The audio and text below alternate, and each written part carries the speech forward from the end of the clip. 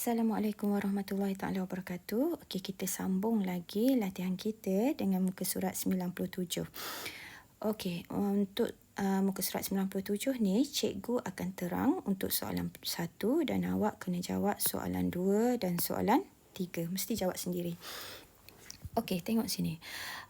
Kita masih lagi sambung dengan tajuk sisi 4. Jadi kita kena ingat bila melibatkan sisi 4, nilainya adalah 360 bila ada 4 sisi. Okey. Jadi sekarang kita tengok soalan. Apa keterangan yang diberi? Okey, tengok sini. Okey, dalam rajah di sebelah, PQRS dan juga PQVT ialah segi 4 selari. Okey, ni tanda selari. Okey. PQVT segi 4 sama.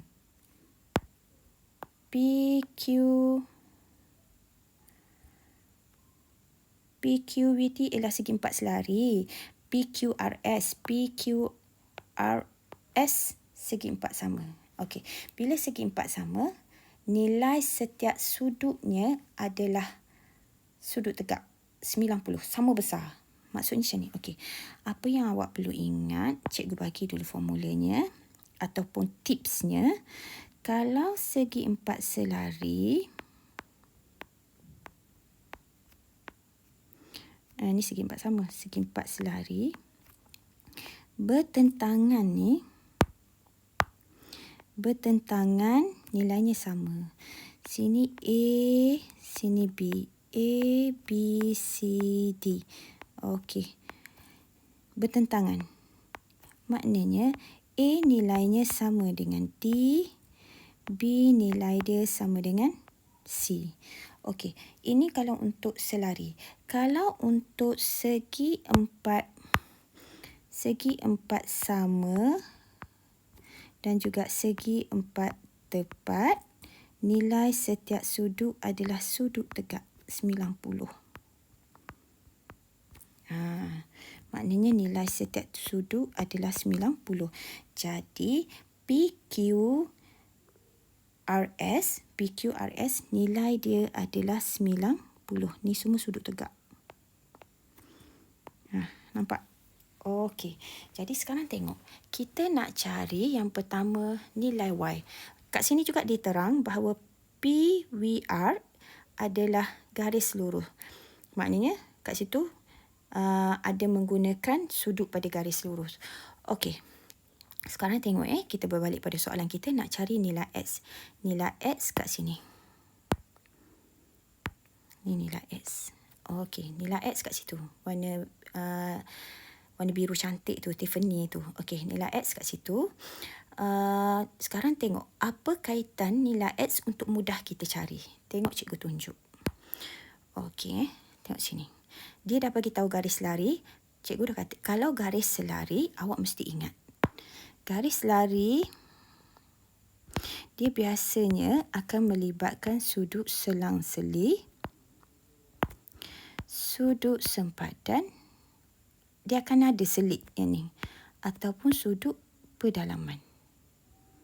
Okey, sudut selang-seli nilai sama, sudut sepadan nilai sama, sudut pedalaman jumlah hasil tambah dia adalah 180. Okey, sekarang tengok apa yang ada kat sini. Nak cari nilai X. Ni, tengok ni. X duduk atas garisan selang-seli. Nampak? Jadi, X yang ni. X sini, dia selang-seli dengan sudut ni. Iaitu sudut QPV. Sudut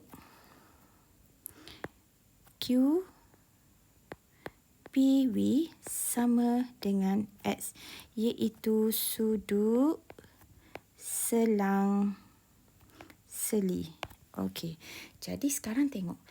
Kita dah tahu sudut QPV itu berada ni, dalam segi 4 sama. Dia dekat sini. Kita dah tahu jumlah sini 90. Dia ambil separuh. Maksudnya 45 lah kan, 90 bahagi 2. Jadi sudut QPV sama dengan sudut kat sini. Ni separuh QPV sini. QPV. Ni sini. Jadi tengok dia sudut tegak. Sudut tegak 90 tapi dia separuh je, bermaksud 45. Jadi sudut QPV sama dengan 90 bahagi 2. Jadi sudut QPV sama dengan 45. QPV sama dengan X. Jadi kalau QPV 45, X pun 45. Jadi X sama dengan 45. Okey, sebab dia sudut selang-selih ni. Kita dah buat ni. QPV sama dengan X. Okey, jadi dah dapat nilai X. Macam mana nak dapat nilai Y pula? Tengok nilai Y berada kat mana. Okey, cikgu padam untuk yang X sebab kita nak tunjuk yang Y pula. Kita tak nak terganggu. Okey, ini nilai X. Sekarang tengok Y kat sini. Y kat sini. Ni Y. Warna hijau tu Y. Sekarang, apa kaitan nak cari Y? Tengok sini Kita dah dapat sini 45. Sini 45. Cikgu buat warna lain bagi nampak sikit. Okey, sini kita dah dapat 45. Okey. Ini bentang. Sini 58. Sebab segi 4 selari. Jadi kalau sudut PTV ni 58, sudut PQV juga 58 sebab dia bertentangan. Okey, jadi sekarang tengok. Cikgu keluarkan segitiga. Macam mana kita nak cari sudut Y? Jadi kita akan nampak wujudnya sudut peluaran. Tengok cikgu keluarkan bentuk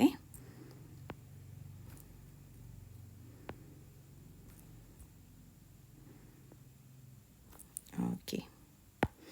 So, kita nampak. Kat sini, 45. Kat sini, 58. Sini, kita tak tahu nilai. Okey, tapi Y duduk sini. Perlu tak kita tahu yang ni? Kalau kita guna 180, kita perlulah tahu yang warna peach tu. Tapi sekarang kita boleh guna kaedah sudut peluaran segitiga dengan cara 45 tambah 58. Sebabnya sebelum ni cikgu dah bagi tahu kan, sudut peluaran segitiga tu nilai dia adalah bersamaan dengan dua sudut bertentangan dia dalam segitiga. Ambil yang bertentangan dengan dia, ambil yang bertentangan dengan Y. Cara nak cari nilai Y ni, ambil yang bertentangan dengan Y tetapi dalam segitiga. Dua tu campur. Itu formula nak cari sudut peluaran segitiga. Jadi sekarang, tak payah dah nak pakai garis lurus, nak guna 180. Terus kita boleh cari.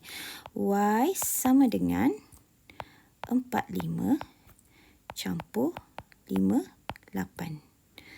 Y sama dengan 103.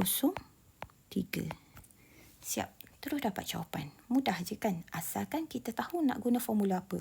Dan bila awak buat sudut, belajar untuk keluarkan gambar rajah macam ni, gambar rajah macam ni. Supaya kita nampak dengan jelas apa yang kita nak cari. Okey. Cikgu tunjuk kaedah untuk nombor 2 dan nombor 3. Okey, tengok soalan nombor 2. Soalan nombor 2, dia kata dalam rajah di sebelah, PQRV ialah segi 4 selari. PQRV segi 4 selari. Jadi kena ingat, kalau segi 4 selari maksudnya sudut bertentangan dia ni, okey, sudut bertentangannya adalah nilai sama. Okey, lepas tu dia kata RSTV ialah trapezium. RSTV adalah trapezium. Ni dia dah bagi sudut tegak dekat S. Sudut TSR atau RST tu, yang ni, dia dah bagi sudut tegak, bermaksud nilai dia 90. Jadi, jumlah sudut dalam trapezium tetap sama, 360. Lepas tu, dia bagi lagi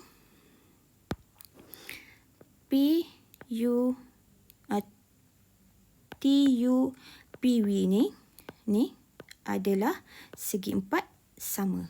Maksudnya bila segi empat sama, ini adalah sudut tegak. Okey. Jadi cikgu dah bagi dah key dia. Tengok macam mana awak boleh tak nak cari nilai X dan nilai Y. Okey, untuk soalan nombor 3 diberi dalam rajah di sebelah PQRU ialah segi empat tepat. Bila segi empat tepat sama juga, ini adalah sudut tegak. Okey, lepas tu dia kata lagi dan RSTU ialah rhombus. RSTU adalah rhombus. Okey, jadi kena ingat formula untuk rhombus. Okey, jadi kat sini sekarang nak cari nilai X dan Y. Nak cari nilai X dan Y. Apa rhombus? Ni. Cikgu tak sebut dia, nak tengok faham ke tak? Okey. Rhombus. Sekejap Okey, rhombus. Ni. Sama macam selari. Rhombus, dia tak letak garis. Yang soalan nombor 3 ni, dia tak letak tanda selari. Tapi awak kena tahu, bila rhombus, maksudnya dia adalah selari. Melibatkan garis selari. Jadi, okey, yang tepi, yang ni selari dengan yang ni. Lepas tu, ini selari dengan yang ni. Untuk rhombus. Ini selari dengan yang ni.